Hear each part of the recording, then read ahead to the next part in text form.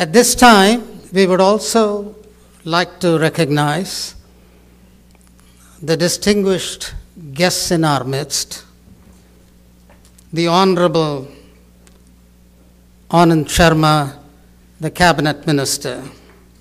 Sir, for your contribution to the enhancement of commerce and trade between USA and the Republic of India, we thank you for being here, and we would like to honor you.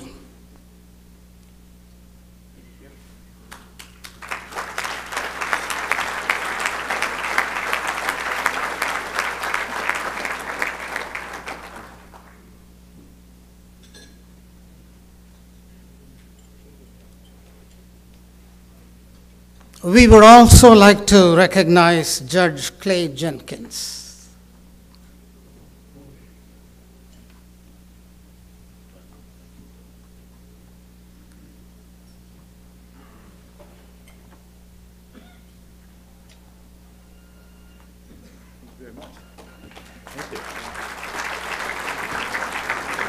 In appreciation of your outstanding service to the citizens of Dallas County, we thank you and we honor you.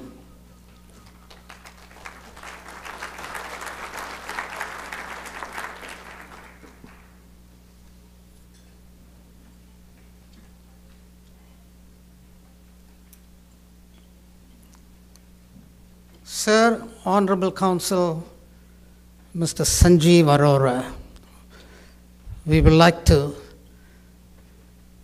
appreciate your continuous and outstanding support for the Chamber and the Indian community in your region. Thank you, sir.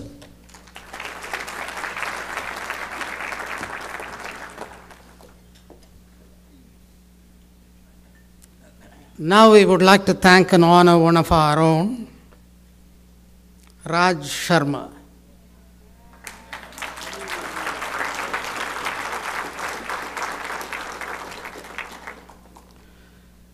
He has been very instrumental in working with the Chamber to establish the Business Assistance Center.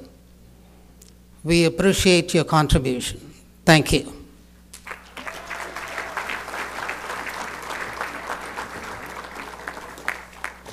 Thank you, ladies and gentlemen. Well, we have a couple of more things for our honored guest. We also received from the Lieutenant Governor Dewhurst's office the honorary guest for the state of Texas.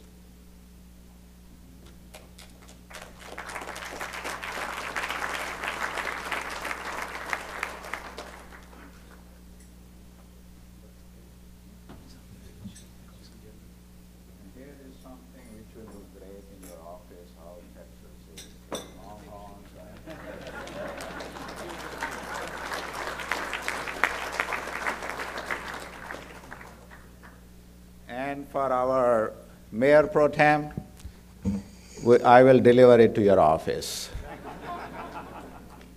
You know it always happens. They left mine too. I don't know if they were going to give me one or not. Maybe now they will. Let me now invite Honorable Anand Sharma to deliver his keynote speech. Mr. Sharma.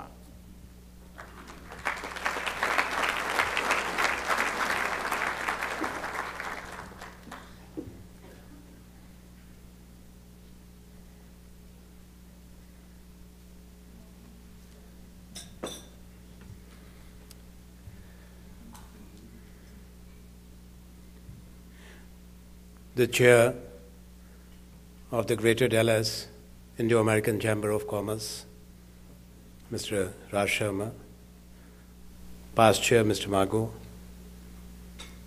other past chairs, the District Judge Mr. Jenkins, the Deputy Mayor Mr. Atkins, Consul General of India,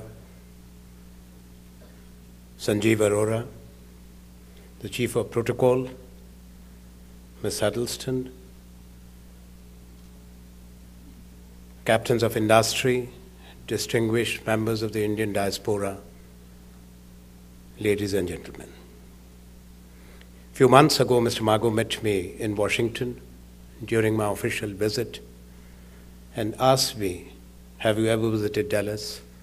And the answer was an honest no. The opportunity had not presented itself. And the then Ambassador of India, Meera Shankar, very strongly recommended that, "Minister, next time you visit, try and accommodate Dallas." I'm very happy. It's a short visit, literally back to back. I've flown this afternoon. I'm flying to Washington tomorrow. We were in Chicago this morning. And this evening is a great experience to be in the midst of each one of you. I would like to greet you on my personal behalf and on behalf of over 1 billion people of the Indian Republic, the land of your forebears, your ancestors. And I would also like to thank each one of you, not only for the warm reception given to me and my entire delegation, but also your generosity. The introduction and the appreciation of what we have been able to do or what we seek to do for the betterment not only for our country, but also as we engage with the world. A world which has changed before our very eyes. Many of you who came to this country after India's independence, and many others maybe later. You would recall at that time there was a quest, a search for opportunities, a better environment, a quality of life which you could create for yourself and for your children. Many of you are acknowledged and recognized here and back home for your creative contributions over the years. Today, we in India recognize the good work that the Indian diaspora has done in the United States of America. Very large number of professionals, scientists, doctors, engineers, the great minds in the Silicon Valley and the others who have immensely contributed in research which has changed human lives and which has also the potential of doing much more in the years to follow. We truly are proud of your contributions. India is the mother country, but America is a country of your adoption. Here and elsewhere in the world, Indian diaspora has made notable contribution in enriching social and cultural milieu, bringing to the people the richness of the culture, the heritage of our country, which in Chicago this morning I did say to Mayor Rahm Emanuel that there is so much that India and America share. The largest democracy and the oldest democracy. Our countries respect pluralism. We are multilingual, multi-religious, multi-ethnic societies where people coexist, not tolerating others who come from a different background, different philosophy, religion or language, but coexisting with respect for each other's values in harmony and together weaving a mosaic which is very promising and reassuring at a time when the civilized world order is challenged by many who lack this capacity to respect other viewpoints or the humankind as such. I'm referring to a challenge that the world faces. It's a shared one, like many other, which confront the humankind, testing the boundaries, challenging the capacities of governments, states, and leaders. That is the challenge of violence and terror. We know a few days ago, the United States of America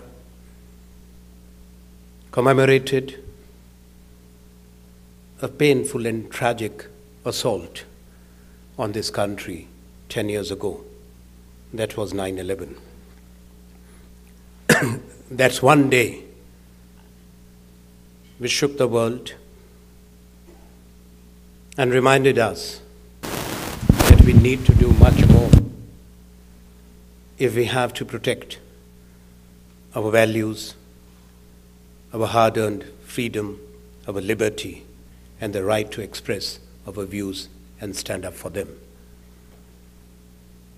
It was also a reminder, a grim one, that if we fail to do that and allow the forces of violence and terror to succeed,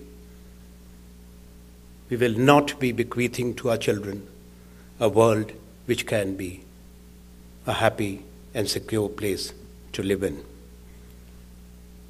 Friends, references were made to the father of the Indian nation, Mahatma Gandhi, and the recognition which he didn't need. We're very happy. It was my humble duty, what was said here.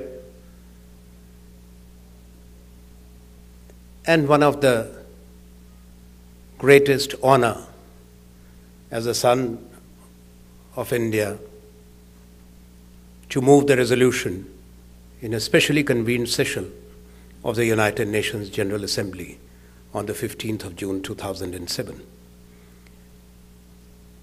More importantly,